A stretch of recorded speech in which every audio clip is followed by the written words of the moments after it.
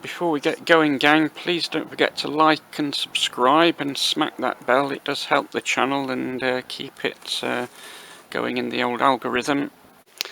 So, as we said the other day, I was having a look at the so-called Teal House the other day, which was the house that comes with the Birch bookshop, and as you can see, it's quite a small, squat little house at just 2 stories, and I think what we needed was an extra story. So what I've done is I've built the middle story out of some random red Lego, and if I put it together you'll be able to see that the house looks a lot more interesting if it's a bit taller. So this is what it looks like with 3 stories, which I think looks a lot more in keeping with the other houses in Brixted. And if we turn it round, you can see the top story is more or less the same as before. We have this balcony here.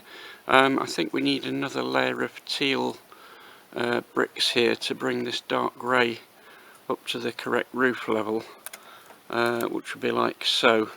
So, with a bit of building off camera, we now have quite a bit of the house done in this nice sort of turquoisey colour, and I've just taken delivery a few minutes ago of some bricks from the actual Lego shop, because my daughter gave me a £10 voucher and I sort of boosted it up to £20 by adding some money. Well, a bit more building off camera, and as you can see we've made a bit more progress, but I do need a job lot of 1x3 turquoise pieces just to finish things off, and I need 1 or 2 1x1 pieces as well just to finish things off, but I can show you some of the progress inside the building as well at this point.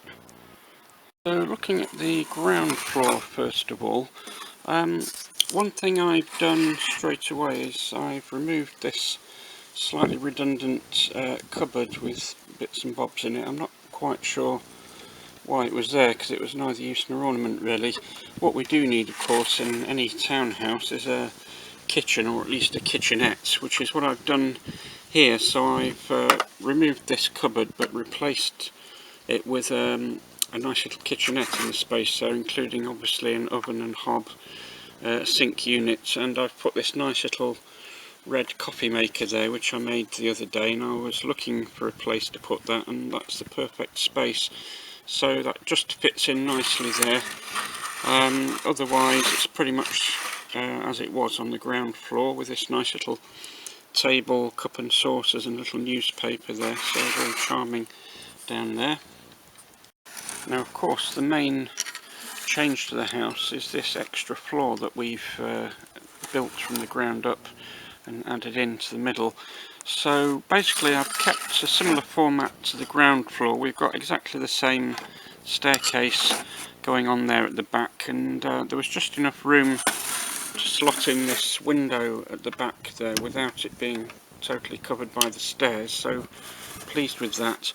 I've added a couple of separate rooms in here because I think we needed an extra bedroom there, for example, with the bay window at the front, but also crucially I've put in this nice little bathroom and shower.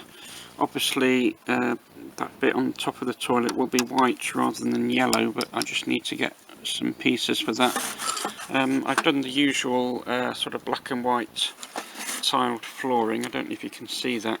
The door doesn't open fully because of the stairs, but I don't think that's a major problem. Minifigs will still be able to get in and out of there. We've got this nice sort of blue tinted shower screen at the side, which I think goes nicely with the turquoisey colour scheme of the bricks. Obviously I'll put in a nice bed. I don't know whether it'll be a double bed or a single bed. We'll see what fits in that bedroom there. Again, the door doesn't quite open fully because we've got this little cabinet outside, but that's not a major problem. I think the minifig can still shimmy his way into there. And we've got a nice pot of flowers on there and I've got a couple of studs there, so I might put some other ornaments on top of the cabinet. I've basically just copied the one that was in the existing building.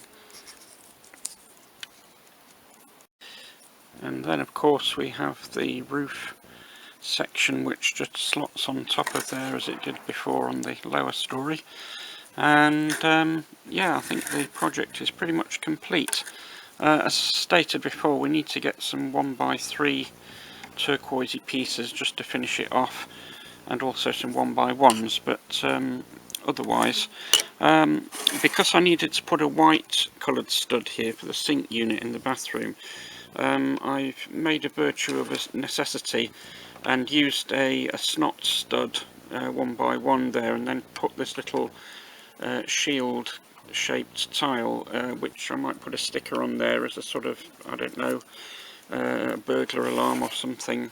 I'm classing it as a greebly basically, and we've got this nice little retro 3 stud window there from back in the 1960s. That's being used as the bathroom and toilet window because it's quite high up there, so for privacy reasons nobody can see in through it. And we've got this charming little balcony that goes at the back. I think I might put a little table here because this would be a nice sort of picnic area for whoever lives in the house. You can see that lovely double bed in there, which is very nicely designed. I might copy that design for the bedroom downstairs as well, which would be quite useful. So this is what the so-called Teal House looks like in situ, gang.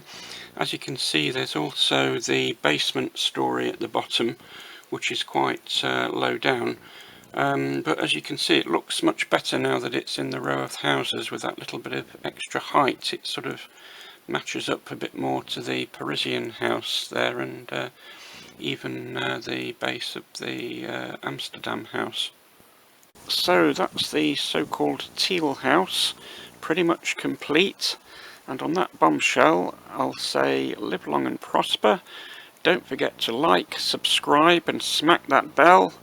And I'll see you all next time.